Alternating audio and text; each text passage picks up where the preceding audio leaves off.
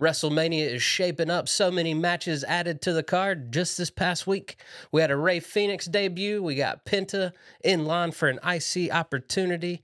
So much to talk about. Hit that subscribe button. It's the Spandex StandUps.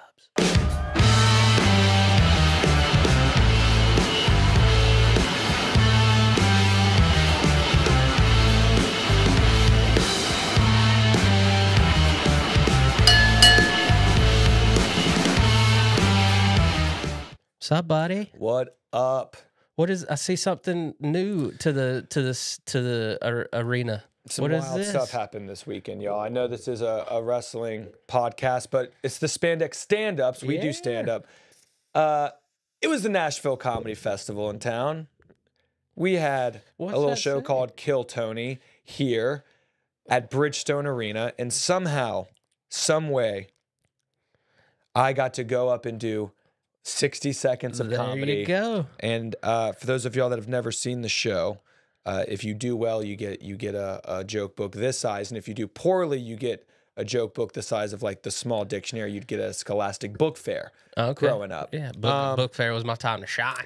So we'll probably do an episode about the whole experience, but I'd love for people to see what actually went down when the episode airs, and then maybe we can rehash, because there are some pretty interesting circumstances around how I got put on stage there. So well, good, man. I can't wait to hear. But feeling good, and yeah, but nothing better than being back here talking wrestling. We are on the road to WrestleMania. Well, let's get into some news up top real quick. Not a whole lot in the news world. Rusev re-signed. Rumor is Rusev is re-signed with WWE. There were reports that they saw him at headquarters negotiating a new contract. Okay, I mean, I like Rusev. Yeah. Rusev is a guy that we all probably recall got punished horribly by Vince McMahon.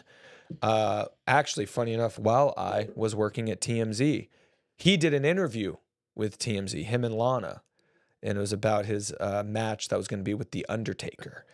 And at the time, you were not allowed to do interviews like that. And this clearly looked like a setup interview. This didn't totally look like, hey, we're just running in to Rusev and Lana, and we recognize Rusev and Lana, and we know to ask about the match with The Undertaker. It felt a little bit like... You got set up, homie. So I'm glad he's back. Let's give him another chance. He's a great wrestler, got a great body, got a great build. Him and Lana are back together. Love that. Yeah, so let's give him a run while we have somebody rather intelligent, thoughtful, and depthful doing the bookings. Yeah. We got Ray's debut, Aleister Black coming back, like Rusev coming back, Andrade's been back. It's nice to have everybody back home. Absolutely. Unfortunately, we get a lot of people in the fold. KO needs neck surgery, and the initial rumblings I'm seeing is out 8 to 12 months. Sad. Yeah, dude. But maybe this is what's needed for him to finally have his moment when he comes back. He's been right on the edge. Right on the edge. Yeah. I mean, what a piece of crap, though, that person in the audience that yelled at him it was scripted while he was walking What did out. they yell? They yelled, it's all scripted, it's fake. And Kevin was like, bro, I'm about to have career-threatening surgery. Don't say that to me right now. So, he didn't punch the gas. That's nice. Yeah, I mean, he deserved it, though. Yeah, it's hard, though. I don't think he got the reaction he deserved. No. And a lot of it's because he's been healed. Yeah, but usually the fans are able to switch that off, but I mean... Well, and I think it's, last time we had AJ Styles coming out doing something, then attacking Cody Rhodes. Yeah, it's like, are this real? What's real now? But like, I agree with you. I hate he didn't get his... Please, take care, like no chance or anything like that. It's almost like they were like, and I think maybe it felt like he didn't break character enough. Maybe I guess, and maybe that's why that guy was like it's scripted, because like it felt like the whole time he was still talking like a heel. Yeah, instead of being like, I'm not a bad guy right now. Yeah, like I think when Roman said Joe, when he was like, I'm Joe right now. You needed to create some sort of moment. Yeah. Showing like this is the real stuff going on, and so yeah, it was hard to tell if I was very upset at the audience for how they reacted to that because I mean it's the age of the internet, people. But I'm also not upset with them because again, it wasn't I don't think it was presented as effectively as it could have been to get the reaction. That's fair. The moment Roman said, "I'm Joe," Yeah. People knew. everyone. I mean, I think we all became a Roman Reigns fan that day. Yeah, which is crazy to think. That was the day. That was the day, really. Career. Yeah. And actually, that was the moment. Yeah. It was that sentence. So he needed that. And so I don't blame the crowd because the tone never shifted towards That's fair. you know. That's a good way. Thank you for putting that in perspective because I was upset. I was definitely upset at the crowd. I was more upset for Kevin Owens, but no I'm not doubt. totally upset at the crowd because, it was hard to tell. You had the GM in the ring, which he took a great RKO for it. Yeah. Which I've heard rumblings that Randy's now going to get Nick Aldis as an opponent because Nick does have 2 contracts. Nick has a GM contract and a in-ring performer contract. He just doesn't. They said that the opportunity hasn't come up for him to wrestle yet. Here's an opportunity. And then I also saw that the next couple of weeks they could build that this is how Aleister Black comes back. Against Randy Orton? Oh, that'd be interesting. Yeah, I'm okay with that. Yeah. But I also kind of want to see Nick Aldis in the ring. Totally. I've wanted him to be in the ring since he... Yeah, I mean, he's a great GM. Don't get me wrong. Yeah, he is. I never in the history of being a fan have enjoyed the GMs as much as I love Adam Pearce and Nick Aldis. Totally. Don't want any of that to change. Totally. But I do enjoy... I loved Magnus in TNA. You know, I thought he was great. Another guy that is fantastic, he didn't miss a beat and actually probably upped his game for his WWE debut. Ray Phoenix debuted against great opponent, Nathan Frazier. Nathan had a botch.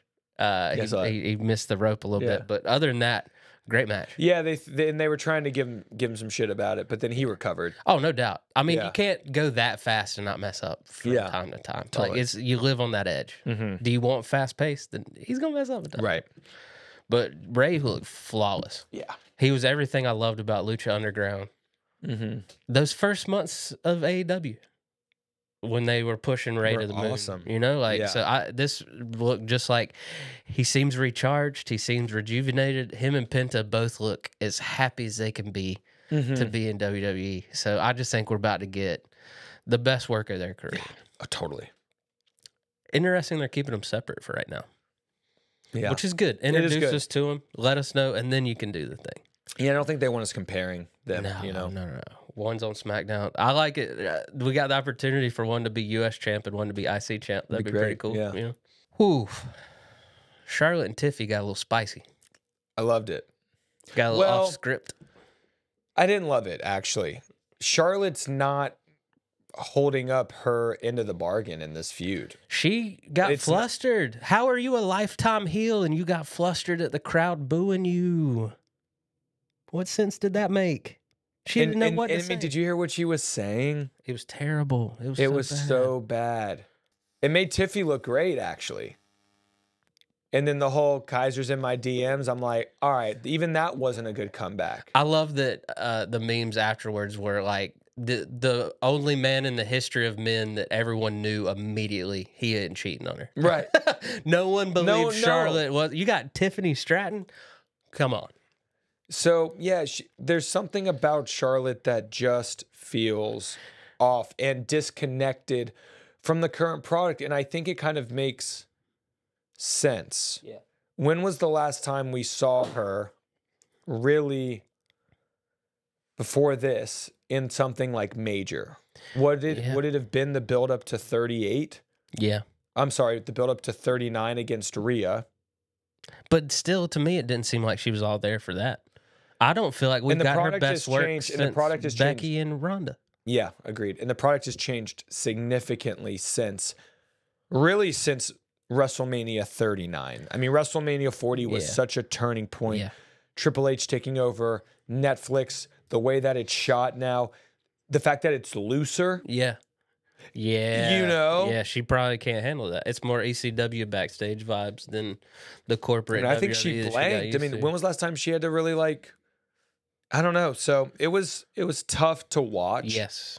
I'm hoping she can come back stronger. Yeah, I think she ain't winning this WrestleMania match. If there were any hopes of her winning, that should have gone out the window with that promo. Like, to me, she seems like a vet that just phoning it in, and that doesn't work anymore. Especially when you're in the main. they've never once talked about this feud being the main event. No. You know, because it just never had those legs. If anything, them going off script got me more hype. I want Tiffany to slap the taste out of her mouth. Well, and maybe Charlotte's like, I'm just here to build up Tiffany, and so like, Why bother? why bother? And I get it. You know, maybe she is going through all that. She got real emotional in that talk show, which, I mean, good for her. I You know, haven't seen it yet. I've never seen Charlotte Flair show any emotion. So see her showing all the emotion, something's not right in her personal life. And Well, she's back. Andrade's back. yeah, They're not together. yeah. And so, I mean, I don't. And, I you think know- she's got a lot of stuff she needs to figure out. And who am I? I don't. You know, that's just me looking from the outside in. If she's fine, she's fine. Who cares?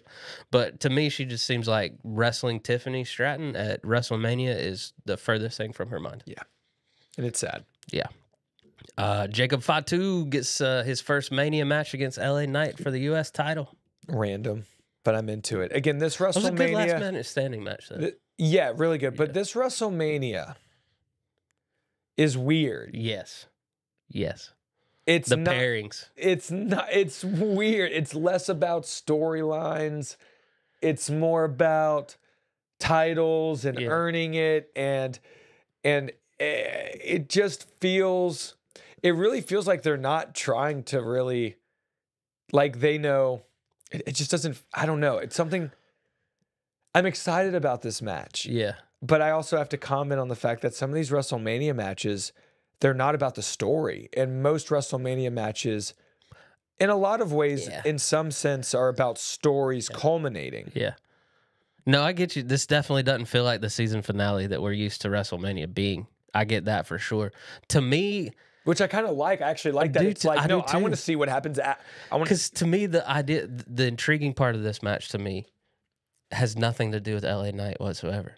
It's Jacob Fatu winning the U.S. title on his first WrestleMania, and then the chaos that causes with Solo. Jacob Fatu came into WWE and got a title before Solo did. Yeah. That's big. I mean, if this whole thing's about respect and but you don't bloodline, you don't think they put LA Knight over at Mania? Let him get a Mania win. I think they put Fatu over here.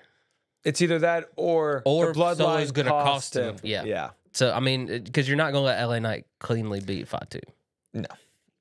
And I truly think LA Knight's poised for. They got to push him to do something else. They got to get him away from the U.S. title scene. He just is floundering there. And Jacob Fatu and the bloodline with the U.S. title is way more interesting going forward, I think. Well, he's floundering because you can tell like he's kind of rebuilding the title, but he is bigger than the U.S. title. No doubt. I mean, he totally is. He should be in the main event. He should be in the main event. But scene. like Chris said a couple weeks ago, there are so many superstars right now. Yeah. There's only so many spots. Yep. They've done a great job of building up the main event scene, but now where do you put everybody? Exactly. Speaking of which, where do you put anybody? CM Punk hit us with the favor. We finally know what the favor is. I love the favor. Love the favor. Love the favor. I was racking my brain. I was like, there's no way anything that this dude can ask for can make me interested. And then they said it, and I was like, oh, that's interesting. That's interesting. Yeah. Completely got me. I was like, okay. Yeah. That's the one didn't see it coming. Caught me off guard with that. Should have seen it coming with the little trail they were leaving on their social media. Yeah. Like that old school clip of Heyman saying, one day, you're not ready yet, but one day I will walk with you down that aisle when you main event WrestleMania. Like chills, dude. Like long-term story. That was from like 2012. You know what I mean? Like, or even before that, I feel like. So great long-term storytelling. They saw an opportunity to really tie a bow on an old story. On an old clip. And in de facto make this story way more interesting. Because I don't know about you, but Seth Rollins last night looked calculated, looked sinister.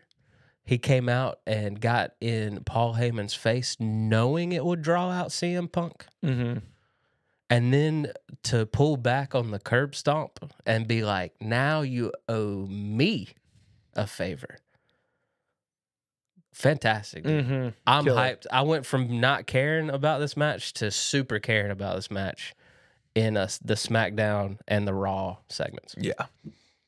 Totally. I'm still thinking Seth Rollins is going to be a Paul Heyman guy. At the end You of do? this, dude. Everything they're doing is making me just double and triple. Based down off on of what I just saw, yeah. I mean, based off what we saw on Monday, it's like it feels like Seth's going to was catch in working a with him, favor, right? which is Now you're with me, buddy. Because that just breathes whole new life into Seth Rollins' character. and Paul Heyman. Yeah. Because then Roman can go away for a little bit, Mm-hmm. regroup. Again, Yeah, I mean, he has barely. you can tell he doesn't really want to be. I mean, there, he's you know barely what I mean? been here this year. I mean, since But he wanted to be that part timer. yeah, You know, he shows up for Mania, SummerSlam, Survivor Series. That's all we really need him for. yeah, Keep him out of the title picture. Mhm. We don't need to be in the title right now. Yep. You know? So I'm wholeheartedly excited about that match. Oh yeah, I mean that match is going to be very fun. It's weird they keep taking turns at who's kind of not, like, Roman's now the odd man out. Like, now Seth and CM Punk is way more interesting. Right. Last week it was Seth was the odd man out. Yeah. So it's fun that they keep. I like it. We like it. We like it. Fun little layer they did. They had Lyra Valkyria beat Bayley for the IC title, but now they're gonna team up for a tag team gauntlet match to see who faces. You are right. This is about the titles. This is about the titles and competition, and I'm not mad at And it. it feels like there's a couple of things just being thrown together. I'm okay with it. Which again, let's include people. But yeah, I still think they're gonna pull something really, really fun together. But yeah, this just feels like a WrestleMania for wrestling fans. You ready? Yes, for sure. And you ready for these random teams in the gauntlet? Yeah, they're super random. Carter and Chance. That's the only tag team in there. Yeah. And the Secret Hervis. That's I guess is a tag team by default because they're in a group together at least. You know what I mean? Lyra and Bayley. Yeah, and they just had a pretty solid match on Monday Night Raw against each other. I guess Baszler and Stark have been together for a little while now. Yeah. B-Fab and Michin. Natalia and Maxine Dupree. Them. Is that who's winning? Yeah. Is it because of Natalia or Maxine Dupree? I think both. I think that Maxine's been a good sport. She has. She's done everything they put out her. Yeah. And Natalia's the vet. Yeah. I'm going them. Because, I mean, you got to do wrestling math here. Raquel and Liv are heels. So that immediately makes me think of face teams going against them. The only thing they can add to this, I think, interesting-wise, is Bayley and Lyra if they plan on them feuding for the IC title going forward. That's the only other team I can see out of this group that makes sense. Yeah. Because they're not doing anything with Baszler and Stark. No point in pushing them for a random match at Mania. Like, because what are these groups that could win the gauntlet do you truly believe could take the titles off Liv and Raquel? Baszler and Stark probably. Because they're tough. Yeah, because they're tough, but they're you not. never know when they're going to start but pushing not Baszler from like not from like oh they're gonna like really elevate the division standpoint. Right. But I do think Natalia and Maxine could be a story. fun. It could be Ryder. It could be Zack Ryder in the IC ladder match. Because people love Natalia. I do think people want to love Maxine. They do. So, and she's grown leaps she's and bounds. She's likable, and she's been getting bullied, right? You know, a lot. You know, by Chad Gable. So I'm bummed out. Zelina's not in anything, man. I need Zelina in some kind of storyline here. Yeah. I think Zelina got her shot and then wasn't able to capitalize. Yeah, I guess. I don't know. They start and stop her push. Yeah, too, they do. You know? Yeah, they had a whole promo for her, and then she's the pride of Puerto Rico. Yeah. You know, and then nothing. Right. El Grande Americano. How are we feeling about this? I love it, man. I love when they did the AI that was a good biography on El Grande Americano. I thought it was awesome. I think it's funny. I know a lot of people are somewhat offended by it, but it's a great story. Rey Mysterio is going to come in, defend Lucha Libre, and we'll see who's underneath there. I'm still hoping it's not Chad Gable underneath it. That would be hilarious. Like I'm hoping it's like just someone that we're like, oh my gosh, Rick Boogs. Yeah, but I mean, I keep falling for it and keep thinking that they're using this to introduce Lucha Underground again. Because the rumor was WWE bought the library. So every time I see a little thing, I'm like, is that the Aztec? Is that the Lucha Underground? Right. Is it? but nothing so far. So I don't know. But I think at the very least, we get a great match at Mania. Mm-hmm. Chad and Ray are going to put on a show. Oh, yeah. And kudos to, and again, you got to look at it from Chad Gable's perspective, where, I mean, you're out here wrestling Rey Mysterio. Right. At WrestleMania. Come on. When he doesn't have a lot of WrestleManias left. So, Maybe neither of them do, but I mean, that's just, but fair. I mean, Chad's been in it a long time, too. And he is in his mid-30s. He's older, a lot older than we think he is. You know, he's got a family and stuff, so, you know, he got murdered by the Wyatt Six. We don't know how much time he has He did get murdered. left. You're right.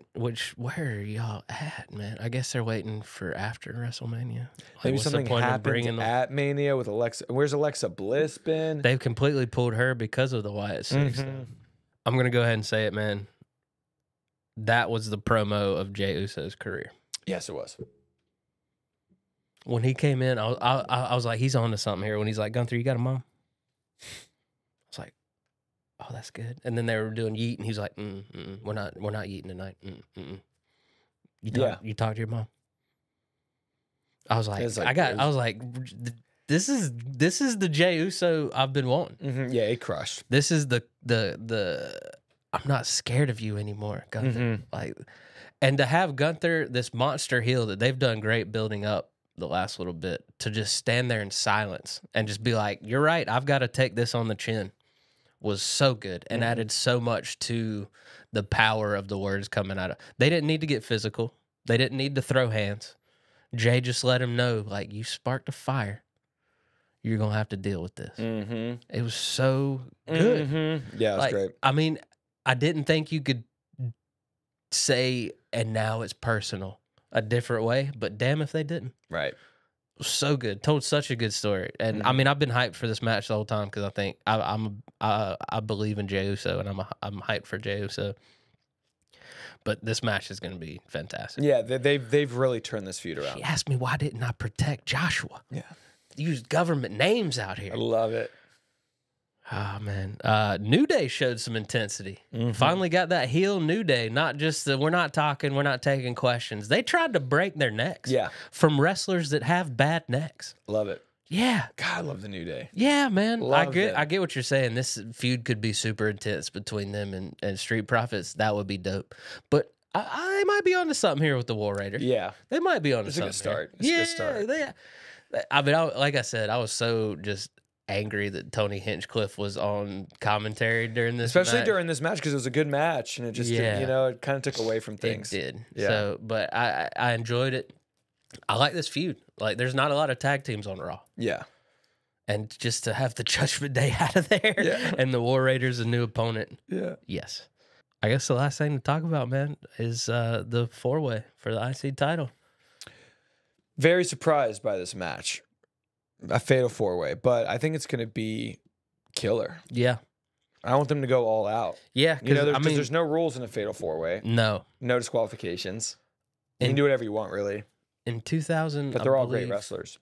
2012, I believe, Over the Limit, there was a world heavyweight fatal four-way. I believe it was Sheamus, Jericho, Orton, and I want to say Christian Cage. And it was randomly put together because it was two feuds that they kind of spliced together, which two feuds they're kind of splicing together. And it stole the show. Yeah. Outside of CM Punk versus Daniel Bryan that night, that was the best match on the card. Yeah. And so I truly think that this match is going to be phenomenal. Yeah. I hope it finally splits up the Judgment Day.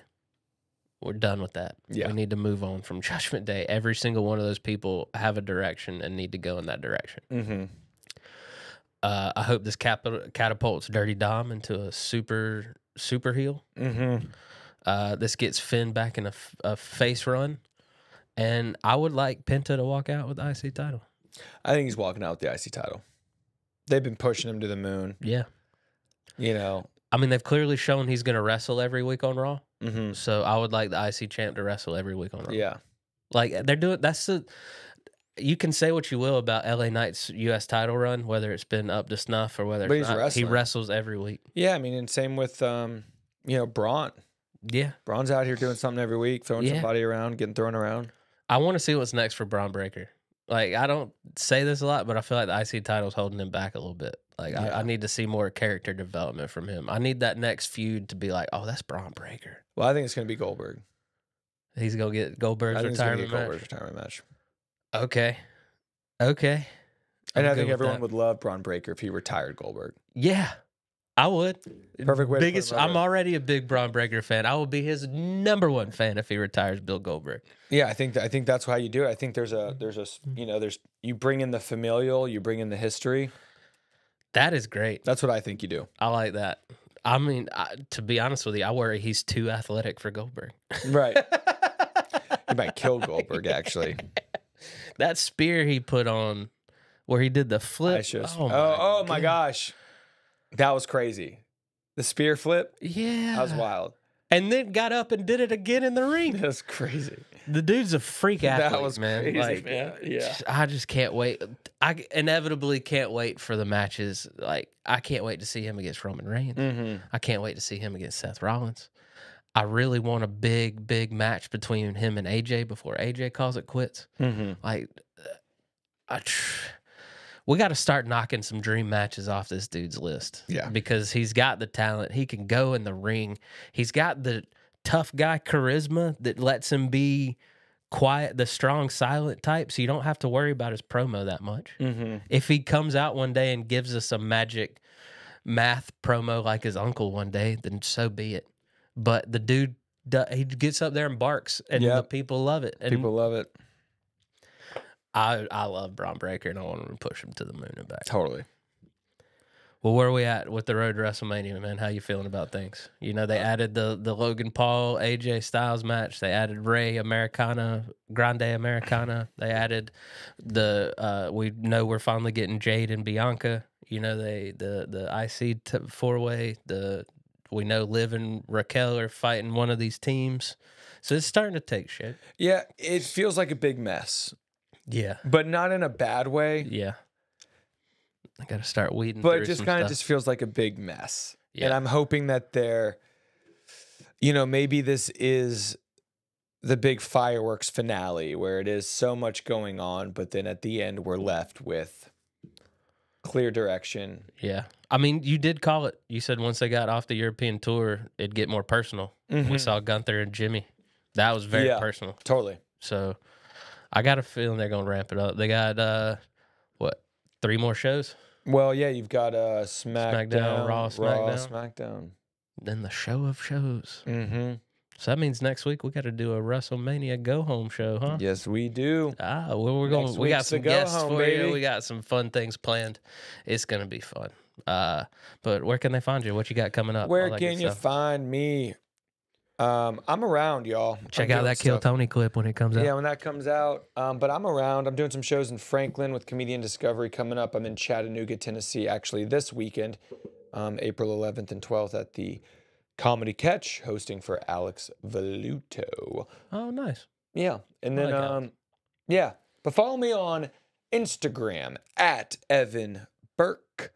And that's where you can see all my shows. Nice. What about you? Where you at? Check out DrewHarrisonComedy.com. Got links to everything. Got a new show launching called Every Other Man Show with our buddy Brandon Gerald. Looks awesome. You know what's it like to be a man in 2025? You know what I mean? We're doing all that good stuff. So definitely check out all the content. Hit that subscribe button. We got not too many sleeps before WrestleMania. We'll see y'all next time.